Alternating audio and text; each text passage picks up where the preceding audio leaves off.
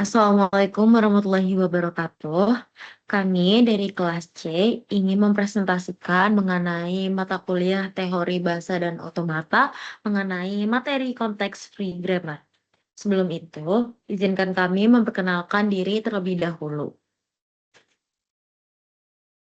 Saya Aswalila Daha Putri Telambanua dengan NIM terakhir 014. Saya Alodia Evelyn Pratikno dengan NIM terakhir 087. Saya Arini Latifatul Kalbiah dengan NIM terakhir 136. Saya Aprilia Belpriodora dengan 3 digit terakhir 176 dan bersama teman kami Agil Yudis Wibawa dengan NIM terakhir 045 yang tidak bisa hadir pada presentasi kali ini dikarenakan sakit.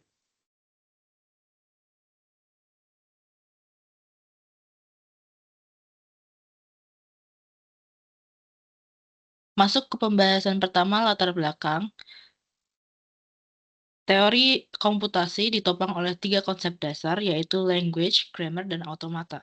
Automata adalah model komputasi atau mesin abstrak. Language adalah himpunan string yang dapat diterima atau diproses oleh mesin tersebut. Dan grammar merupakan sistem aturan formal yang mendefinisikan string-string dalam bahasa tersebut. Dalam hierarki Chomsky, grammar dapat diklasifikasikan ke dalam beberapa tipe, mulai dari tipe 3, regular, hingga tipe 0, unrestricted.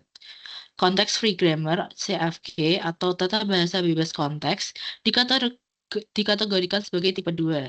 CFG memiliki kekuatan yang lebih besar daripada regular grammar tipe 3. Yang artinya CFG dapat mendefinisikan bahasa yang tidak dapat ditangani oleh finite automata seperti language A pangkat N, B pangkat N, di mana N lebih besar atau sama dengan 0.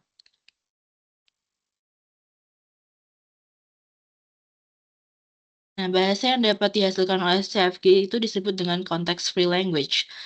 Lalu, sebuah string dalam suatu bahasa dihasilkan melalui proses yang disebut penurunan atau derivation, melalui beberapa metode, seperti penurunan paling kiri atau leftmost derivation, penurunan paling kanan atau rightmost derivation, atau direpresentasikan secara visual menggunakan pohon penurunan, derivation tree atau parser tree. CFG yang kompleks atau ambigu seringkali perlu disederhanakan yang melibatkan penghapusan produksi yang tidak berguna atau useless production, produksi lambda atau lambda production, dan produksi unit atau unit production. Untuk mempermudah analisis dan implementasi algoritma parsing, CFG sering diubah ke dalam bentuk normal menggunakan Chomsky Normal Form atau CNF atau Kreibach Normal Form atau JNF. Oke, selanjutnya mengenai pengertian dari konteks free grammar sendiri. Jadi, konteks free grammar itu pada bagian ini CFG adalah sistem formal yang dipakai untuk menjelaskan struktur suatu bahasa, terutama bahasa formal, dibilang bebas konteks karena setiap aturan produksinya itu cuma bergantung pada satu simbol non-terminal. Jadi dia nggak butuh informasi dari simbol lain di sekitarnya. Dan konsep ini bikin CFG sendiri lebih fleksibel dan cocok untuk menggambarkan pola bahasa yang terstruktur. Nah, untuk pengertian ini kami ambil dari jurnal Pratama pada tahun 2017. Kemudian untuk dari komponen CFG sendiri itu ada 4. Yang pertama adalah simbol terminal, yaitu simbol dasar yang muncul di dalam bahasa. Yang kedua adalah simbol non-terminal yang digunakan untuk mendefinisikan pola atau struktur dari bahasa itu sendiri. Dan yang ketiga adalah aturan produksi, yaitu aturan bagaimana sebuah non-terminal bisa digantikan oleh deretan terminal atau non-terminal lainnya.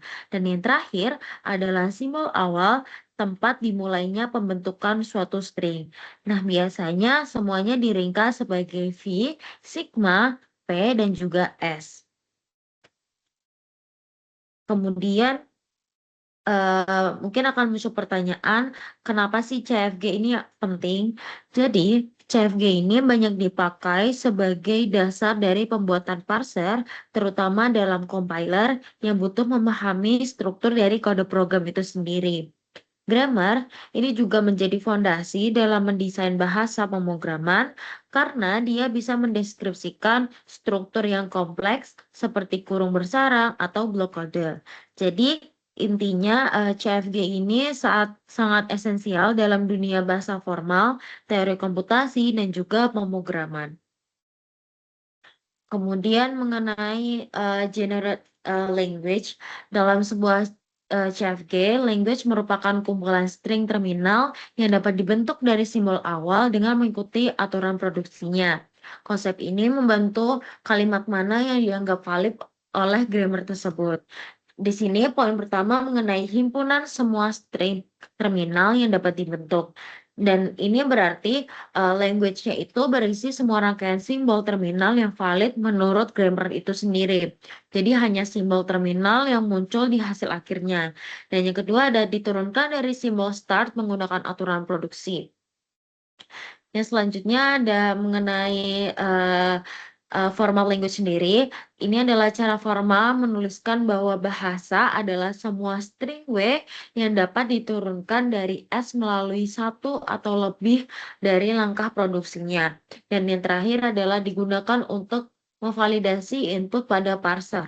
Parser menggunakan language dari grammar untuk mengecek apakah suatu input sah atau valid sesuai dengan struktur yang sudah ditentukan grammar. Kemudian mengenai sentence derivation, ini ada intinya penurunan kalimat itu adalah proses dalam CFG.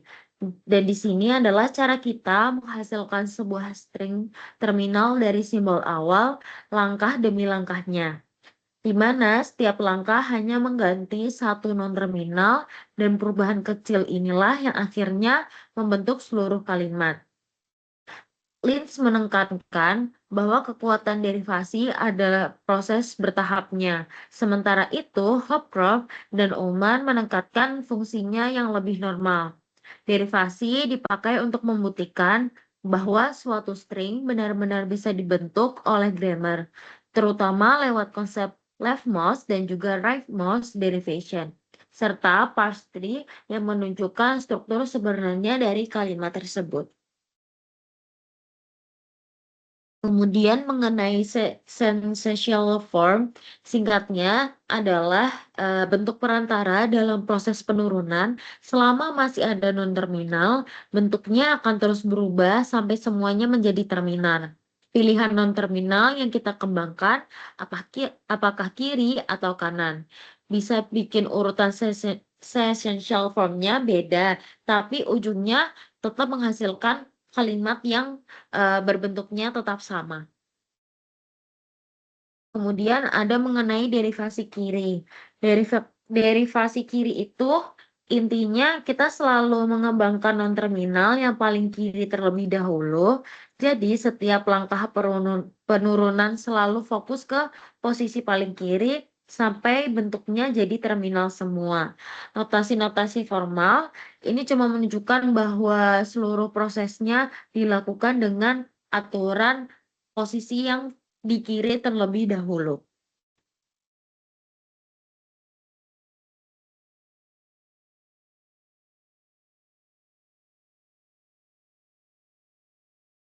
Selanjutnya adalah derivasi kanan.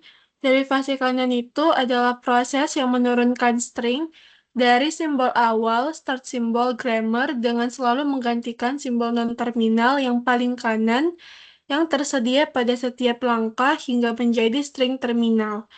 Intinya itu dimulai dari simbol awal S, lalu setiap langkahnya memilih simbol non-terminal yang paling kanan dalam string saat ini.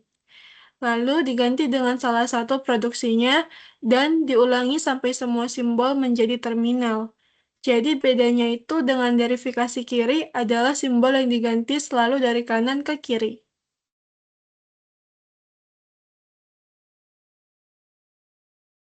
Selanjutnya yaitu ambiguitas dalam derivasi.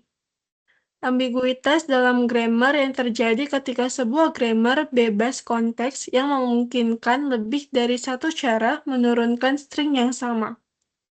Grammar dikatakan ambigu jika ada string terminal dengan lebih dari satu derivasi kiri, derivasi kanan, atau pohon derivasi yang berbeda. Yang akibatnya, struktur sintaksis kalimat tidak unik dan interpretasinya bisa berbeda-beda. Dalam bahasa pemrograman dan kompilator, ambiguitas harus dihindari supaya setiap ekspresi punya satu makna yang jelas. Jika tidak bisa dihilangkan, bahasa tersebut termasuk inherently ambiguous. Pohon derivasi atau parse tree. Pohon derivasi adalah representasi grafis dari struktur sintaksis yang dihasilkan oleh suatu grammar bebas konteks. Akar pohon menunjukkan simbol awal grammar, dan setiap simpul non-terminal menurun ke anak-anak sesuai dengan sisi kanan aturan produksi. Simpul daun merupakan simbol terminal yang membentuk kalimat akhir bila dibaca dari kiri ke kanan. Pohon ini membantu memvisualisasikan bagaimana suatu kalimat terbentuk secara hierarkis, memudahkan analisis ambiguitas, dan menjadi dasar dalam pemrosesan sintaksis seperti parsing. Selanjutnya ada penyederhanaan grammar. Penyederhanaan grammar yaitu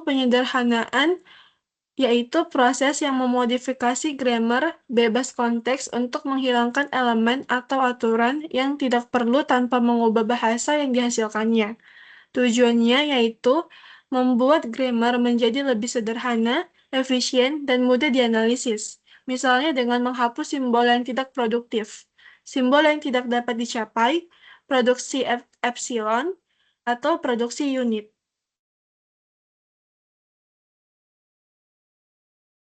Penyederhanaan grammar terbagi menjadi beberapa bagian. Yang pertama itu penghilangan simbol tak produktif. Penghilangan simbol tak produktif merupakan tahap awal dalam penyederhanaan grammar bebas konteks yang bertujuan memastikan bahwa seluruh simbol non-terminal dalam grammar berkontribusi terhadap pembentukan string terminal.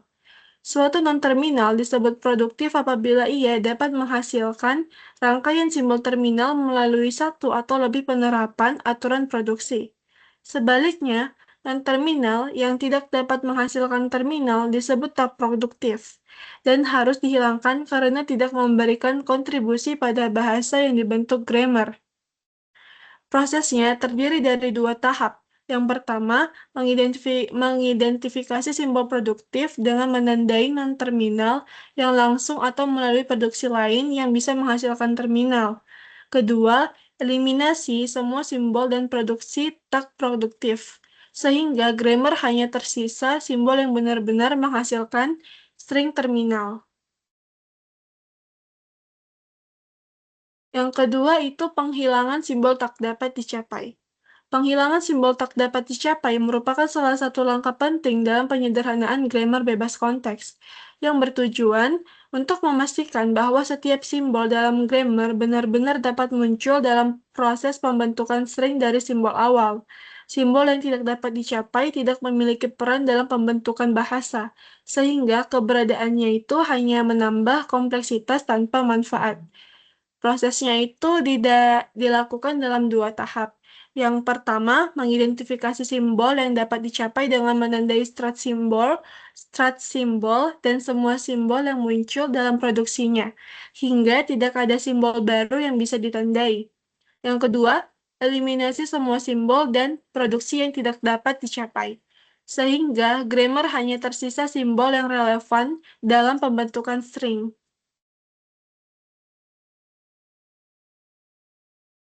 Yang ketiga itu penghilangan produksi epsilon. Penghilangan produksi epsilon adalah proses penghapusan aturan produksi yang menghasilkan string kosong dari grammar bebas konteks. Tujuannya yaitu untuk menyederhanakan grammar tanpa mengubah bahasa yang dihasilkan, kecuali kemungkinan pengecualian untuk string kosong itu sendiri. Langkah utamanya itu yang pertama, menentukan non-terminal non-label, yaitu simbol yang dapat menghasilkan epsilon, Yang kedua, membentuk aturan baru dengan menghilangkan kemunculan nullable non-terminal dari sisi kanan produksi, sehingga tetap mempertahankan seluruh kombinasi yang mungkin. Yang ketiga, menghapus produksi epsilon, kecuali jika grammar memang harus menghasilkan string kosong. Setelah proses ini, grammar menjadi lebih sederhana dan sering lebih mudah dianalisis. Yang keempat, penghilangan produksi unit. Produksi unit adalah proses yang berbentuk A menghasilkan B, yaitu sebuah non-terminal yang menghasilkan tepat satu non-terminal lain tanpa simbol tambahan. Produksi seperti ini tidak menambah informasi baru dan sering membuat grammar menjadi lebih panjang serta sulit dianalisis. Tujuannya yaitu untuk menghapus aturan-aturan A menghasilkan B tersebut sambil tetap mempertahankan bahasa yang dihasilkan grammar. Langkah utamanya yaitu mengidentifikasi semua pasangan non-terminal, A menghasilkan star B melalui produksi unit, lalu menambahkan semua produksi non-unit, B menghasilkan A non-terminal ke A menghasilkan A non-terminal. Lalu hapus aturan A menghasilkan B. Hasilnya, grammar lebih sederhana, aturan lebih langsung, dan memudahkan parsing atau konversi ke CNF.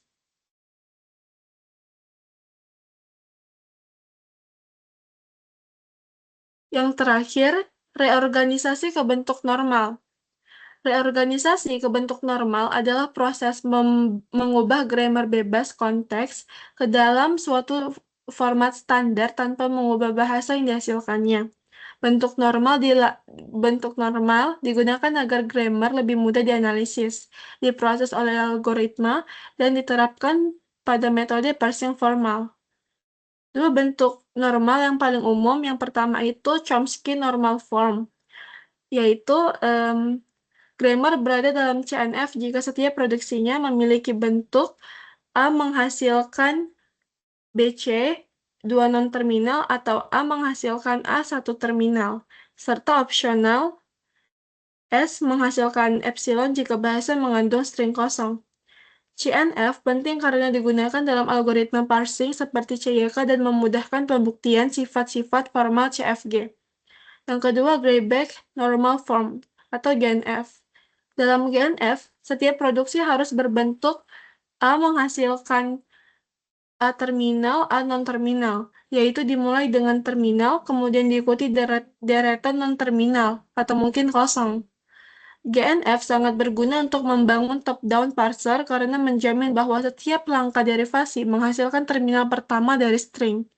Manfaat reorganisasi ke bentuk normal ini yaitu untuk menghilangkan struktur tidak efisien atau berpotensi ambigu, lalu mempermudah penerapan algoritma analisis formal dan menyediakan bentuk standar yang memudahkan pembuktian matematis tentang grammar.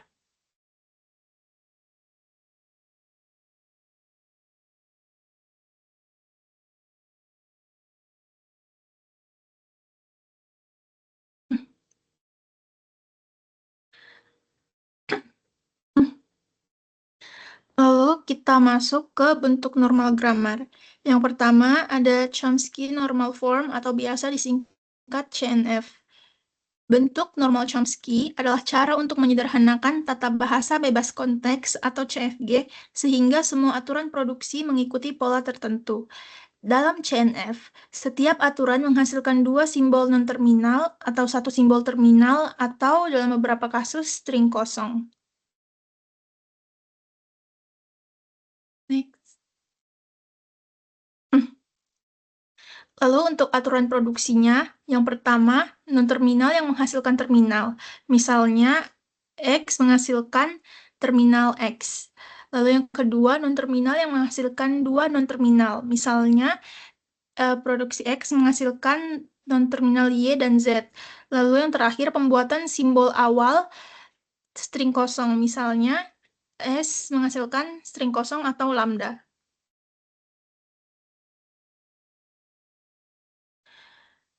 Lalu kita masuk ke langkah-langkah untuk mengonversi CFG ke CNF.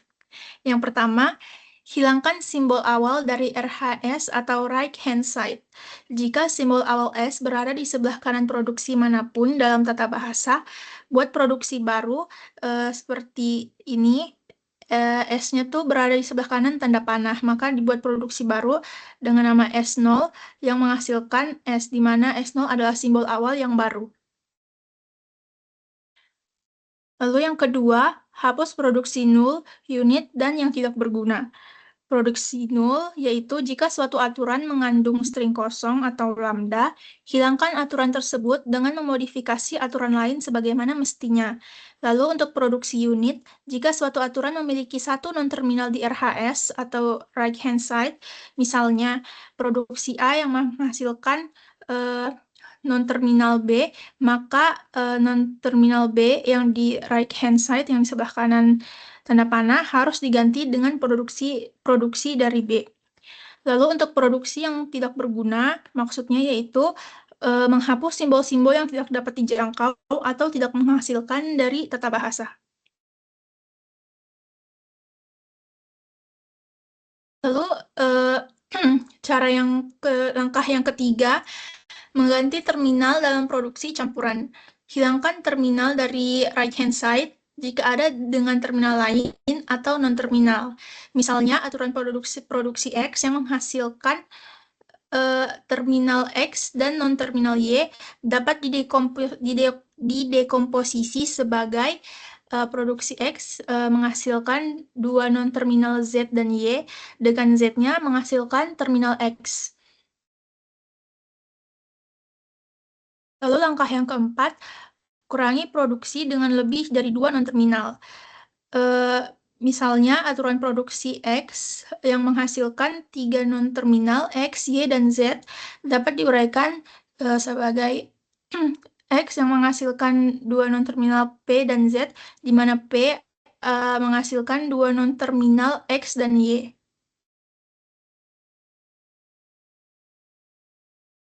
Lalu contoh konversi CFG ke CNF. Di sini contoh soalnya diberikan grammar seperti berikut.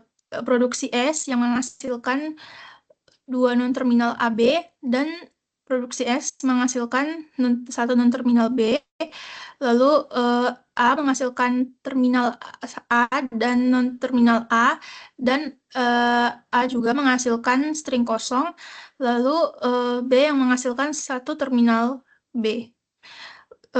Grammar tersebut akan diubah menjadi Chomsky normal form atau CNF.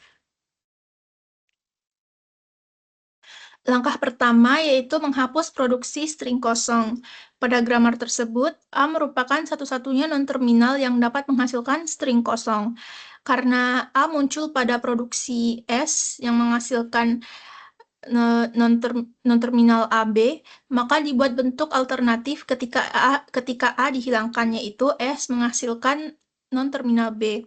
Namun karena dari soalnya sudah terdapat produksi S yang menghasilkan non-terminal B, maka tidak perlu ditulis ulang. Setelah produksi string kosong dihapus, grammar berubah menjadi seperti berikut.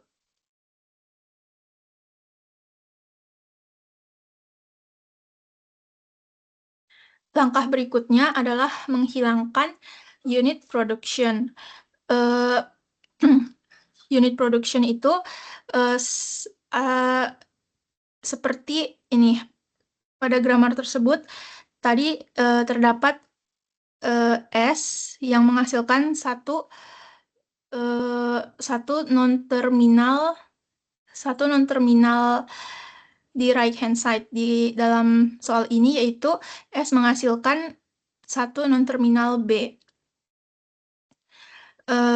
Karena B menghasilkan pada grammar tersebut S menghasilkan satu non-terminal B yang merupakan unit production. Maka non-terminal B tersebut harus diganti dengan isi dari produksinya. Karena B menghasilkan terminal B, maka bentuk tersebut dipindahkan ke produksi S, sehingga diperoleh di sini produksi S menghasilkan terminal B.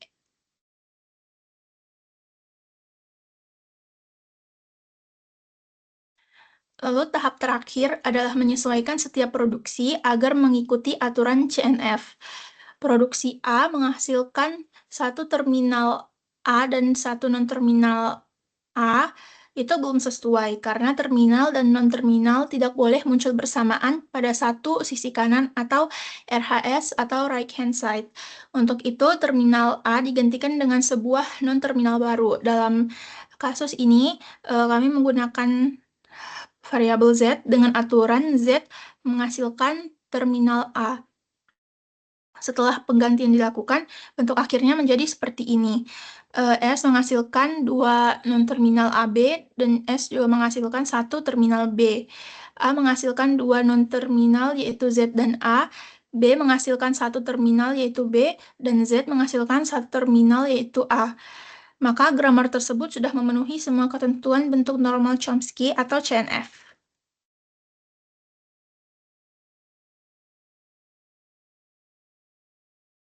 Bentuk normalisasi lainnya adalah Gray-Bach Normal Form atau GNF.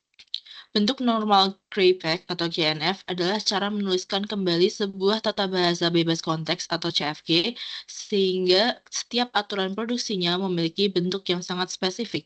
Konversi CFG menjadi GNF merupakan proses sistematis yang melibatkan penggantian nama non-terminal, penggantian rekursi kiri, dan memastikan aturan produksi sesuai dengan kriteria GNF.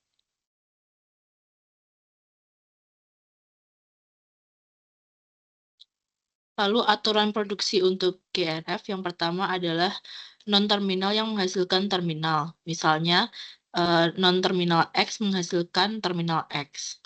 Lalu yang kedua adalah non-terminal menghasilkan terminal yang diikuti oleh sejumlah non-terminal.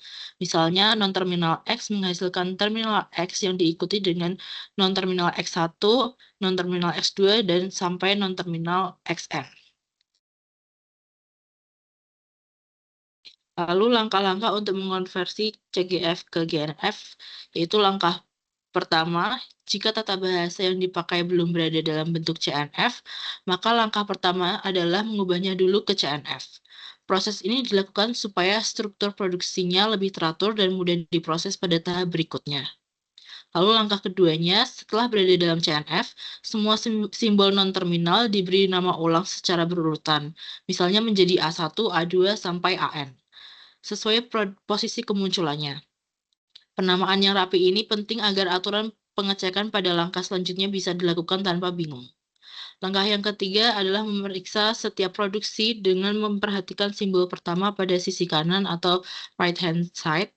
Kalau sebuah aturan AI memiliki right hand side yang dimulai oleh non-terminal AJ, maka indeks I harus lebih kecil dari J. Artinya AI tidak boleh mengawali produksinya dengan non-terminal yang nomornya lebih kecil. Langkah yang keempat, setelah itu setiap produksi yang masih diawali non-terminal diganti lagi dengan produksinya sampai semua aturan memenuhi bentuk GNF, yaitu dimulai oleh terminal dan boleh diikuti deretan non-terminal. Proses penggantian dilakukan dari kiri ke kanan sesuai urutan penamaan variabel sebelumnya.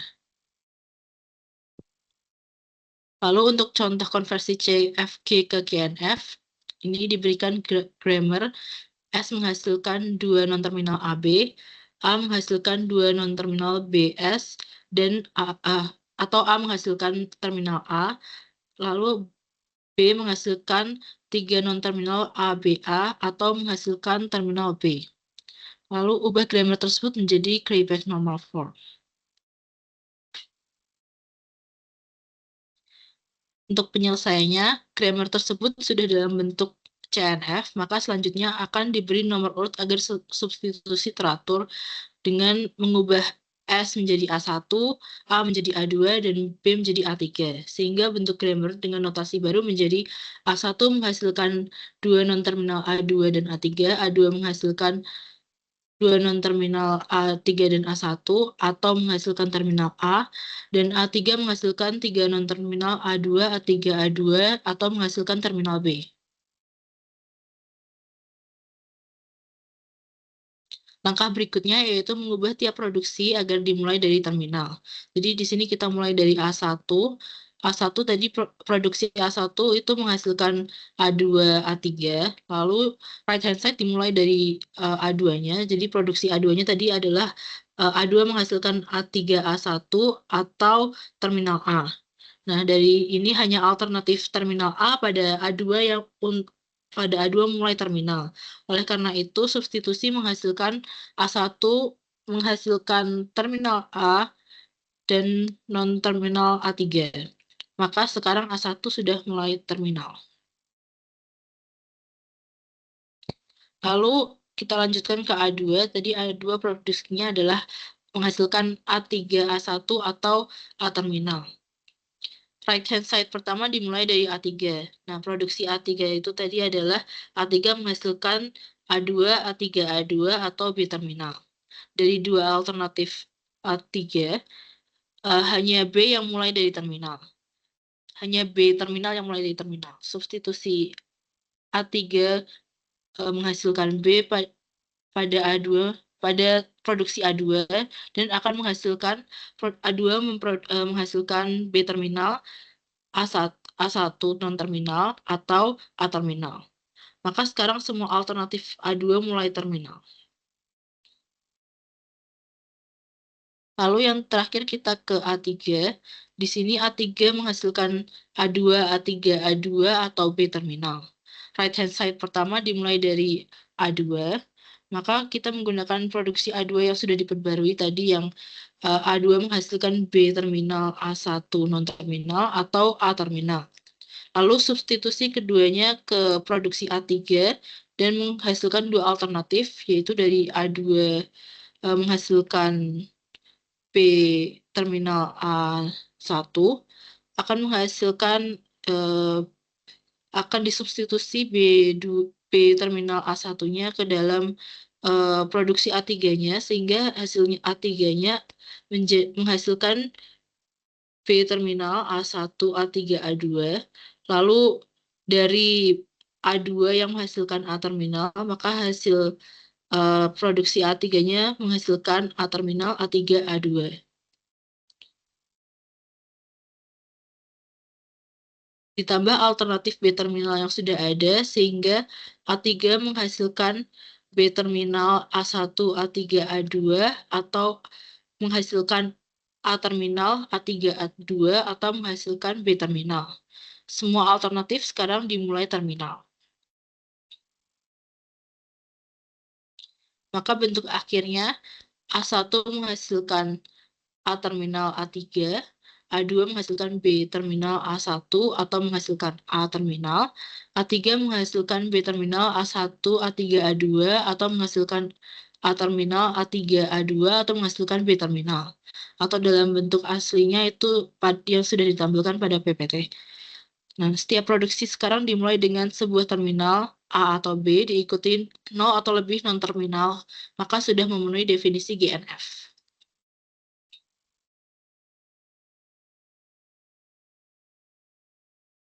Sekian presentasi mengenai materi CFG ini sendiri.